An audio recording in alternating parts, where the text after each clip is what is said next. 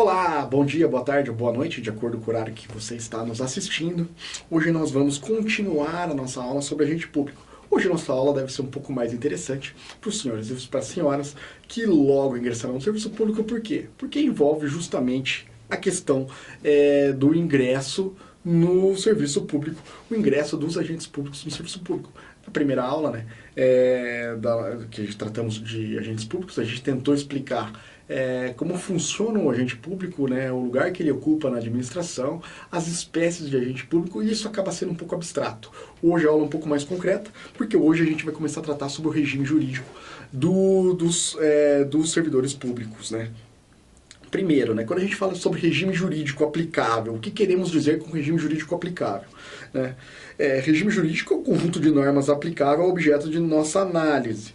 Então, o ordenamento jurídico, né, ele é bem complexo, existem princípios, regras, garantias que incidem sobre todos os aspectos da nossa vida em sociedade. Né? Nossa vida em sociedade ela é regida pelo ordenamento. E a gente vai extrair daquele ordenamento, de todo o ordenamento, ainda em sentido muito amplo, tudo aquilo que vai ser aplicado para o nosso estudo, para o objeto do estudo, tudo aquilo, né, que acaba sendo aplicado no caso concreto. Então, quando a gente fala no regime jurídico aplicável aos servidores públicos, no regime jurídico aplicável aos agentes públicos, a gente está extraindo uma pequena parte, um pequeno pedaço do ordenamento jurídico que vai ser objeto da nossa análise. E daí? Os agentes públicos, eles estão todos submetidos ao mesmo regime jurídico? Não, né? Cada ente federativo, né, ele vai ter o seu próprio regime jurídico. Dentro do ente federativo vão poder existir regimes jurídicos diversos, né? Embora, né, a gente tenha terminado a outra aula falando sobre o regime jurídico único, né? A partir de 2007 voltou a redação original da Constituição que falava sobre regime jurídico único. Ainda assim vão existir outros regimes, regimes jurídicos envolvendo os agentes públicos. Por quê? Porque existem, né, as estatais, que possuem regime próprio, a gente viu na aula passada, o artigo 173 da Constituição, mas, de uma forma geral, para a administração direta, autárquica e fundacional, vai ter um regime jurídico único, né? Exceto se foram criados regimes diversos entre 99 e 2007. De qualquer forma, abstraindo, voltando aqui para a aula de hoje, né? Então, o regime jurídico é um conjunto de normas aplicáveis ao objeto da nossa análise. Vai existir alguma norma aplicável a todos os entes federativos? Vai. Por quê? Porque dentro da pirâmide legislativa, a gente sabe que existem no topo da pirâmide a Constituição. E a Constituição vai reger todas as demais normas. Né? Então, é possível que cada ente federativo tenha suas próprias regras relacionadas aos seus agentes públicos? É possível. Mas todas devem obedecer aos comandos da Constituição.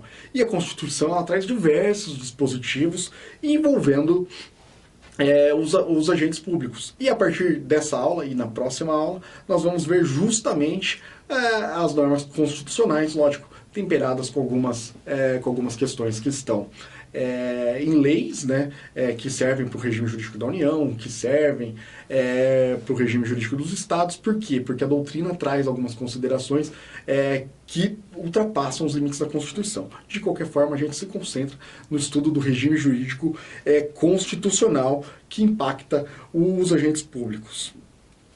Para a gente entender, então, a gente começa, né, o regime jurídico, a gente precisa entender que os cargos eles são organizados em carreiras. Né? Então a gente já viu na aula passada, mas a gente repete que é obrigatório lei para criar cargos, empregos e funções, para modificar cargos, empregos e funções e para organizar o quadro funcional e as carreiras específicas. E veja, não vai ser obrigatória a lei para organização e funcionamento que não implicar aumento de despesa, para extinção de funções e cargos públicos quando vagos. A gente já viu isso com mais calma na aula passada. Pois bem, existe, né? O cargo público ele não é algo isolado, né? É preciso situá-lo dentro daquela organização. Então a gente já falou, né? A gente trouxe o exemplo das bolinhas que são cada cargo, que juntas vão vão compor um órgão, ou sozinhas vão compor um órgão, mas cada cargo, ele também, dentro da organização daquele órgão, ele também se situa em carreira, né? Que nada mais são do que conjunto de classes funcionais nas quais os servidores eles vão poder progredir ou se promover, e durante o tempo que o agente público, que o servidor público está no serviço público, integrando o poder público, ele não vai ficar sempre ocupando o mesmo espaço, ganhando a mesma remuneração. Ele vai progredindo, ele vai alterando o seu papel, ocupando os novos cargos, e isso é inerente a sua carreira, né? A sua carreira dentro da administração pública. Então, a gente vai ver primeiro o que é o quadro funcional. O quadro funcional é um conjunto de carreiras, cargos isolados e funções públicas remuneradas de uma pessoa federativa. E a carreira é um conjunto de classes funcionais. E nas classes funcionais, o servidor público ele vai poder progredir se ele alterar sua posição funcional horizontalmente dentro de uma mesma classe, ou ele vai poder se promover se ele alterar sua classe de uma forma vertical. Então, quando ele é promovido, ele altera de classe, ele sobe, ele ascende na carreira funcional. Quando ele progride, ele ascende horizontalmente na carreira funcional. Esse é um panorama estrutural básico dos cargos públicos e da carreira do servidor, para demonstrar que o servidor não fica estático na administração pública. Um ou outro pode ficar, desde que ele seja um cargo isolado e não esteja organizado em uma carreira.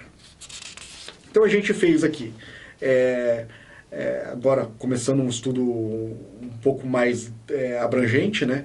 Um quadro explicando como funciona a investidura e o provimento, como o servidor público ingressa no serviço público. Então, primeiro, né, o servidor público ele faz um concurso, é o que os senhores e as senhoras estão objetivando, né?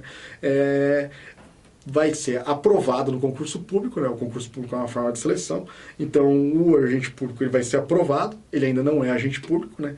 Daí ele vai ser nomeado, e daí temos o provimento do agente público, ele vai tomar posse, o agente público ele se investe, né, naquele cargo, ele entra em exercício, e depois de 3 anos de efetivo exercício, ele vai poder ser efetivado se ele passar no estágio probatório. Então, mais ou menos esse é o resumo, né, do ingresso do agente público até que ele se torne efetivo.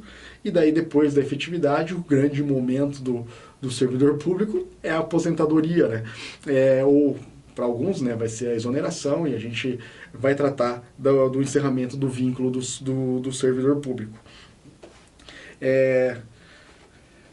Por investidura, né, a gente menciona investidura aqui na posse, a gente tem um procedimento complexo através do qual o agente público se vincula ao Estado. Então, a investidura ocorre com a posse.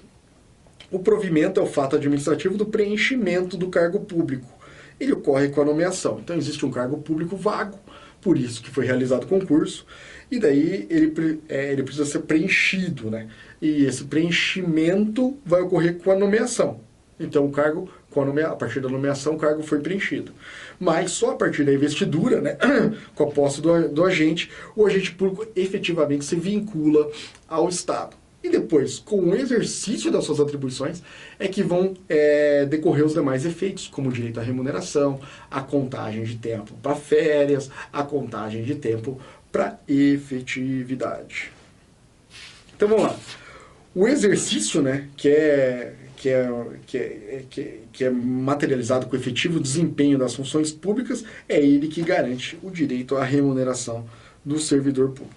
Então, existe uma classificaçãozinha, né, quanto à investidura, né, de provimento efetivo ou de cargo em comissão. Então, o servidor público pode se tornar um servidor público efetivo, ou ele pode ocupar apenas um cargo em comissão. Lembrando que os cargos em comissão, eles são de livre nomeação e exoneração. Então, a pessoa que tem o poder, normalmente o chefe, né, do Poder Executivo, ou alguma outra função de direção, né, ele vai poder nomear livremente, sem precisar justificar, sem precisar realizar concurso público, o ocupante do cargo em comissão, e depois também vai poder exonerá-lo sem justificativa, né? Por quê? Porque é uma função de confiança, né? Acaba sendo uma atribuição inerente ao chefe contar com os auxiliares de sua confiança, então ele pode nomeá-los e exonerá-los quando ele entender cabível, quando ele entender oportuno. Quanto à relação do servidor, o provimento pode ser originário ou o provimento pode ser derivado. Então, o provimento originário, ele vem com um concurso público, ele obedece àquela sequência que a gente analisou ali. Mas o servidor, a gente já disse, ele não fica estático. Ele não ocupa um lugar único dentro do quadro funcional por toda a sua carreira. E daí a gente vai ver algumas hipóteses de provimento derivado. O primeiro é a promoção. E a segunda é a progressão, que a gente já tratou agora há pouco. Mas, além disso, né, existia previsão de ascensão ou transposição. Hoje em dia não é mais permitido. Então, toda vez que a palavra ascensão ou transposição aparecer no seu concurso, numa questão de concurso, a gente lembra que elas não são mais permitidas. Mas antes, em algum tempo atrás, principalmente não, obrigatoriamente antes da Constituição de 88, era admitido a elevação de um servidor público de uma carreira para outra, de nível superior, após o preenchimento dos requisitos. Então, o servidor público ingressava na administração pública numa carreira, quando preenchia os requisitos, ele podia transcender para uma outra carreira. Hoje em dia isso não é possível. Quando você presta concurso para uma carreira, você vai terminar sua vida funcional naquela carreira. Não é estático, você vai progredir, você vai se promover, mas sempre dentro daquela carreira. Transferência, né? Ainda existem previsões sobre transferência, mas a sua constitucionalidade é questionada. Era a transferência de um servidor de uma carreira para outra de mesmo nível. Então, enquanto na ascensão, na transposição, as carreiras eram de níveis diferentes, porque o servidor, com o passar do tempo, preencheu os requisitos daquela nova carreira, na transferência não. Existiam duas carreiras separadas, com requisitos semelhantes. E daí o servidor podia passar de uma para a outra. Hoje em dia, a constitucionalidade dessa também é questionada. Ascensão ou transposição está tranquilo de que não é permitida. Substituição é uma modalidade temporária de provimento derivado. Então é bem comum que o ocupante de um cargo, durante as férias, por exemplo, do titular de outro cargo, ele vai acumular as atribuições ou ele vai substituí-lo. Então, por exemplo, um chefe de uma repartição, ele tira férias, existe lá o seu substituto e ele vai realizar a substituição. Readmissão é o retorno de um servidor à função pública exercida desde que preenchidos os requisitos legais. Então, em regra, é inconstitucional, né? Então, você não pode exigir o retorno de um servidor público à função pública exercida, mesmo que preenchidos os requisitos legais. É preciso que ele preste um novo concurso público, mas é possível pensar em hipóteses excepcionais. A reintegração, sim, ela é possível, né? É o retorno do servidor demitido em razão da anulação do ato de demissão. Então, o servidor público é demitido porque considerou-se que ele tinha infringido alguma norma, e daí depois ele entra na justiça, a justiça anula, por exemplo, o processo administrativo disciplinar, e daí ele tem direito a ser reintegrado. Aproveitamento é o retorno do servidor público colocado em disponibilidade, em cargo de natureza e remuneração compatíveis. Então, por que o servidor público foi colocado em disponibilidade? Porque aquele cargo, ou talvez até aquela carreira, ela foi extinta. E daí o que acontece quando aquele cargo, aquela carreira é extinta? O servidor público ele vai embora do serviço público, ou ele sai ganhando as remunerações, ele vai para a aposentadoria? Não, ele pode ser aproveitado em cargo de natureza e remuneração compatíveis. É uma hipótese excepcional, exige previsão de lei, né? Reversão é o retorno do servidor aposentado. A gente consegue imaginar algumas hipóteses, principalmente depois da PEC da Bengala, que a gente vai tratar na próxima aula. Então, por exemplo, a pessoa foi obrigada à aposentadoria compulsória, mas daí hoje em dia não é mais possível. Hoje em dia aumentou-se o limite de idade para aposentadoria compulsória, e daí algumas decisões judiciais vêm afirmando que o servidor aposentado compulsoriamente pode retornar para exercer sua atividade por mais algum período, né?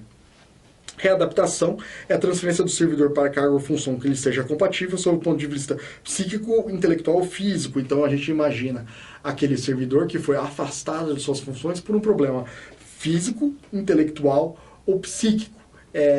A pessoa não consegue mais exercer as funções, as atribuições inerentes ao cargo que ela prestou concurso, né, dentro daquela sua carreira, mas ela ainda pode exercer algumas outras funções, umas outras atribuições. E daí a gente vai transferir o servidor, porque no Estado nada acontece à toa, né? Nada acontece de graça. Então, vai transferir para uma outra função, ele vai ser readaptado. Transformação ou reclassificação é o reenquadramento do servidor para novo cargo ou função em razão da extinção ou modificação do cargo ou função que detinha. Então vem uma lei e altera o quadro funcional de administração pública, ela tem que realocar aqueles cargos para continuar exercendo uma nova função, né? Então os servidores públicos eles continuam na administração pública exercendo novas atribuições. Recondução, retorno do servidor estável ao cargo que ocupava após perder por inabilitação durante o estágio probatório pela perda de cargo, pela perda do cargo, ante a reintegração do anterior ocupante.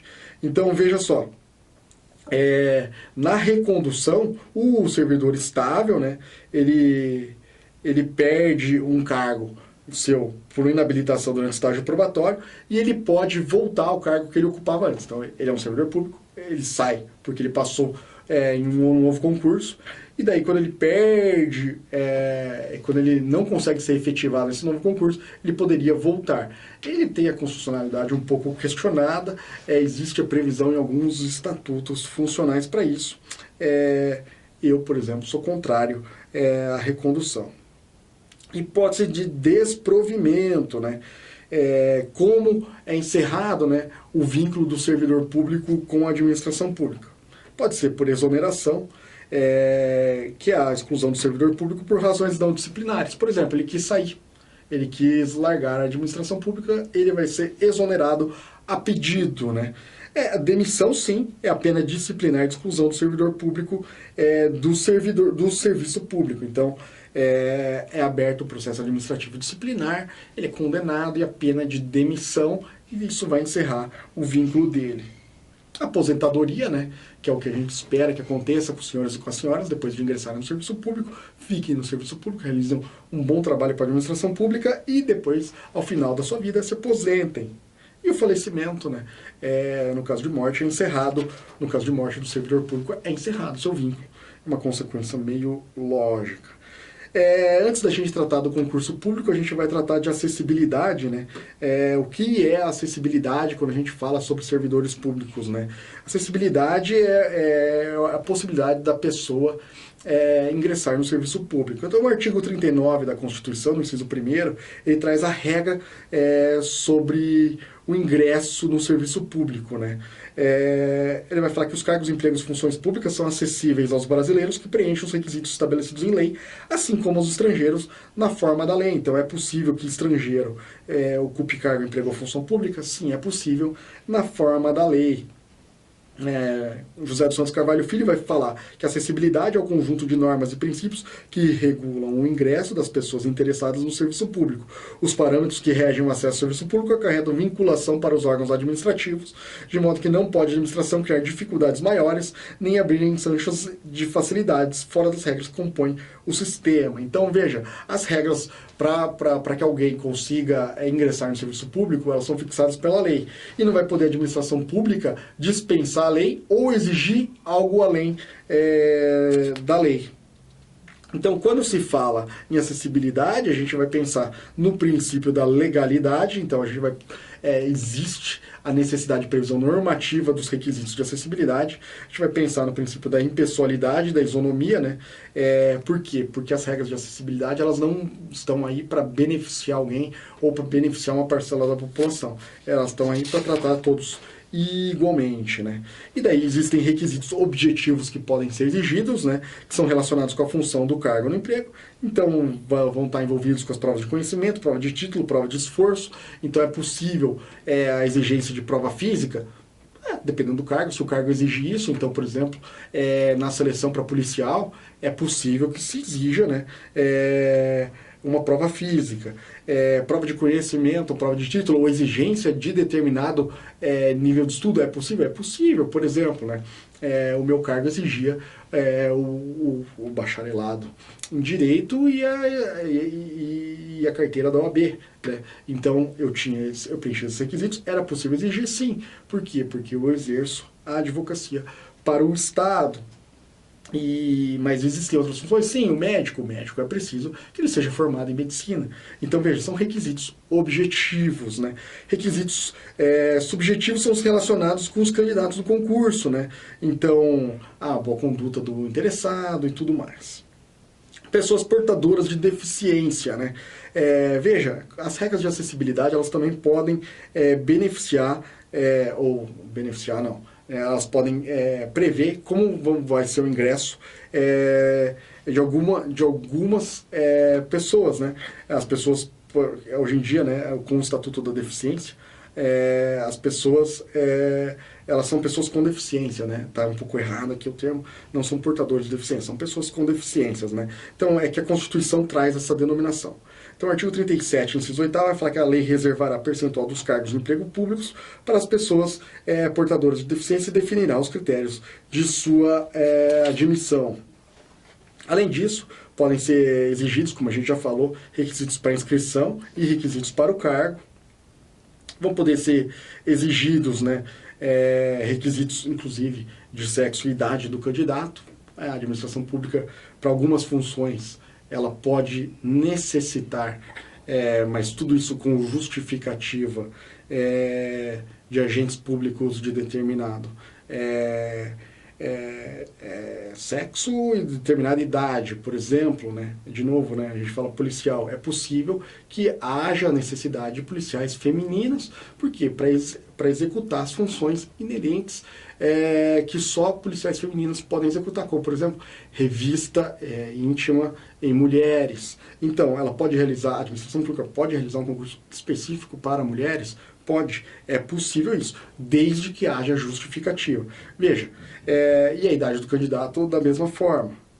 Além disso, né, é possível que tenha exame psicotécnico, existe uma súmula vinculante, a súmula vinculante 44, que vai limitar um pouco o exame psicotécnico. Só por lei se pode sujeitar a exame psicotécnico a habilitação de candidato a cargo público. Então, a lei que trata da carreira vai falar que a admissão do agente público depende de aprovação do exame psicotécnico. Se não existe previsão legal, não pode constar de uma das etapas do concurso público o exame psicotécnico.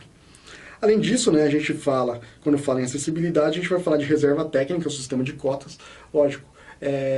Há o sistema de cotas para pessoa com deficiência por determinação constitucional, e também é possível, né, que as leis dos estados, que as normas dos entes federativos, né, do estado, da União, dos municípios, preveja outros sistemas de reserva técnica, né, denominado sistema de cotas. Por quê? Porque o sistema de cotas ele busca justamente a impessoalidade, a isonomia, permitindo o acesso, permitindo que o serviço público ele tenha uma pluralidade de agentes públicos, o que tornaria isso o serviço público melhor e mais justo também, né?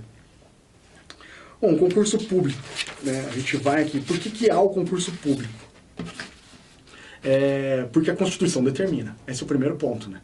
Poderia existir um processo seletivo diferenciado? Poderia, nem todos os países do mundo utilizam o concurso público como sistema. Aliás, muitos países sequer imaginam, sequer cogitam a realização de concurso público para ocupar os cargos públicos. Talvez porque lá a demanda, a procura para ocupar esses cargos não seja tão grande, talvez porque eles entendam que outras formas de seleção sejam mais interessantes, como, por exemplo, a escolha do chefe do Poder Executivo ou do chefe de poderes seja mais interessante, ou porque eles não querem um vínculo tão rigoroso como é o nosso para o serviço público, mas a Constituição, o Brasil adotou o concurso público como regra. Onde está isso, né? Artigo 37, inciso 2º da Constituição. A investidura em cargo ou emprego público depende de aprovação prévia em concurso público de provas ou de provas e título, de acordo com a natureza e a complexidade do cargo ou emprego, na forma prevista em lei, ressalvadas as nomeações para cargo em comissão, declarado em lei de livre nomeação ou exoneração. Então, tirando os cargos em comissão, né, e as funções gratificadas, né, cargo em comissão aqui está em sentido amplo, né, então, que são de livre nomeação e exoneração, a regra é que a investidura em cargo ou emprego público depende de prévia aprovação em concurso público. né? O concurso público, né, o conceito doutrinário, é um procedimento conduzido por autoridade específica, especializada e imparcial, subordinado a um ato administrativo prévio, norteado pelos princípios da objetividade, da isonomia, da impessoalidade, da legalidade, da publicidade e do controle público, destinado a selecionar os indivíduos mais capacitados para serem promovidos em cargos públicos de provimento efetivo ou emprego público. Tá aí a definição de Marçal Justem Filho, né? Então, o concurso público é um procedimento destinado a selecionar os melhores candidatos, né? A escolha dos melhores candidatos tem por base a aferição de aptidões pessoais, aplicável ao servidor público estável e ao empregado público, né? Então, o servidor público estatutário e o servidor público empregado público. Está submetido a uma série de princípios, isonomia, impessoalidade, legalidade, publicidade e controle, e deve ser conduzido por uma autoridade pública especificamente criada para este fim, dotada de conhecimentos especializados, imparcial e subordinada a um ato administrativo prévio, ou seja, a administração pública ela vai ter a necessidade de ocupar um cargo dentro da sua estrutura, e daí ela vai realizar um ato administrativo para regulamentar isso, né?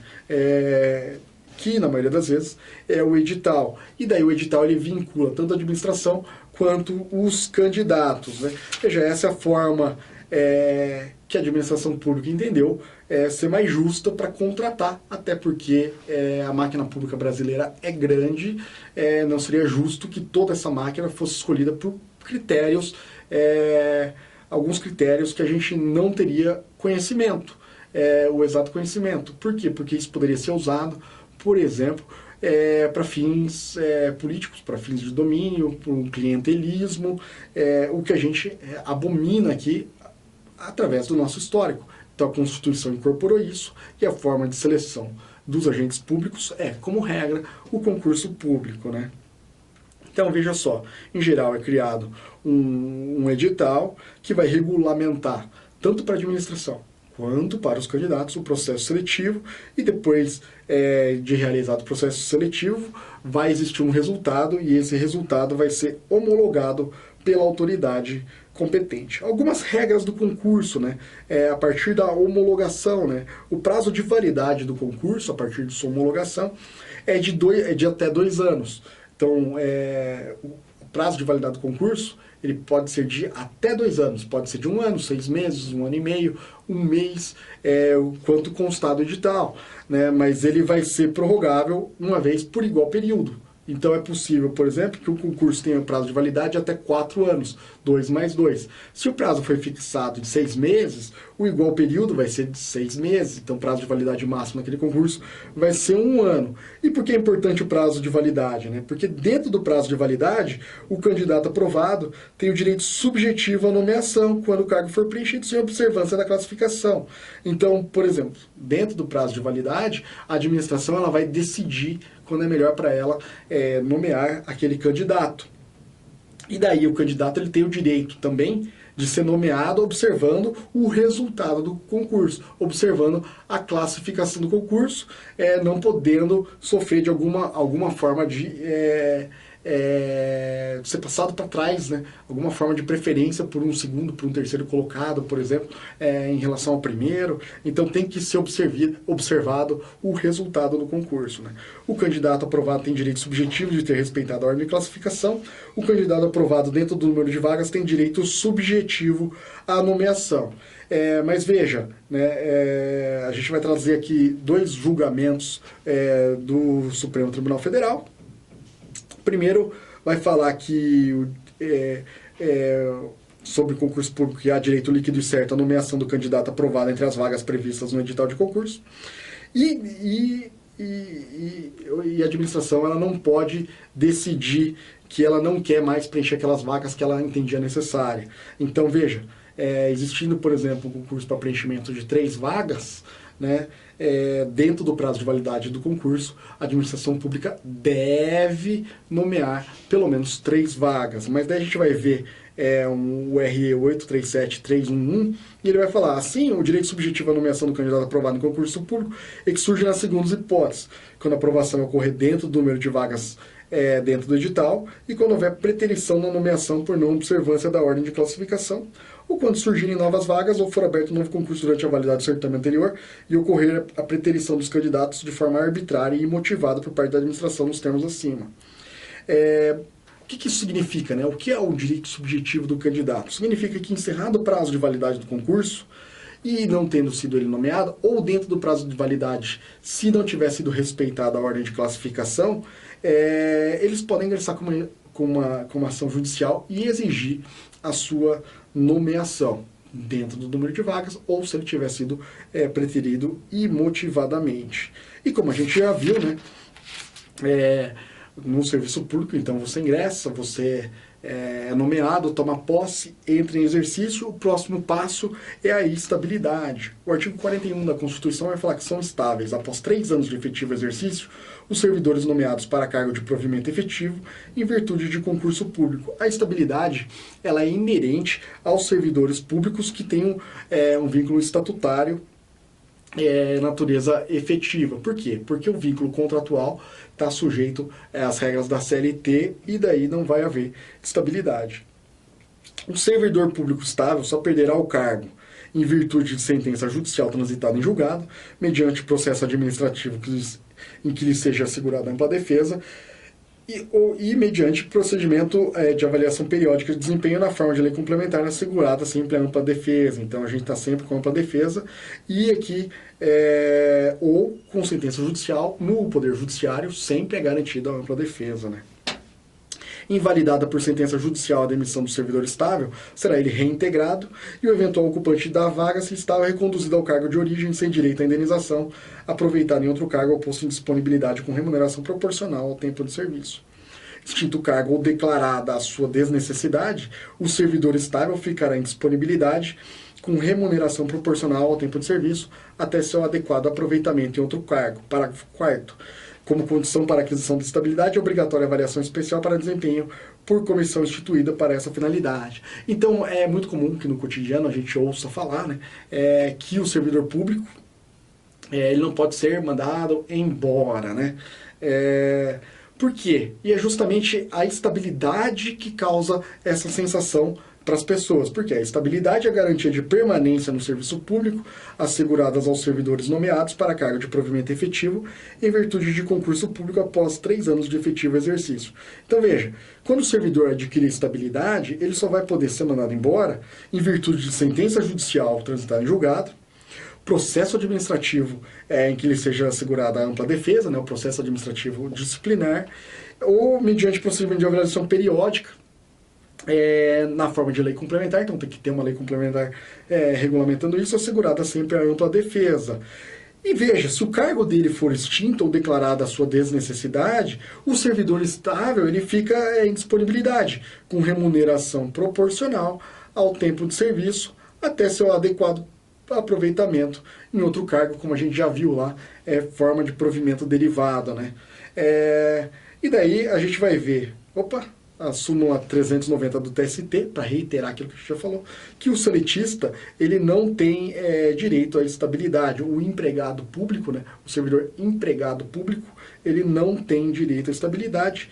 A súmula 390 do TST vai falar isso. O servidor público seletista da administração direta, autárquica ou fundacional é beneficiário da estabilidade prevista no artigo ao empregado de empresa pública ou de sociedade de economia mista, ainda que admitido mediante aprovação em concurso público, não é garantida a estabilidade. Então, veja, o servidor seletista da administração direta, né, autárquica ou fundacional, lembrando que a administração direta, autárquica ou fundacional está submetida ao regime único, né, então um regime único, ele é beneficiário da estabilidade, porque o regime único pode ser o seletista, embora em regra o regime jurídico único seja o estatutário.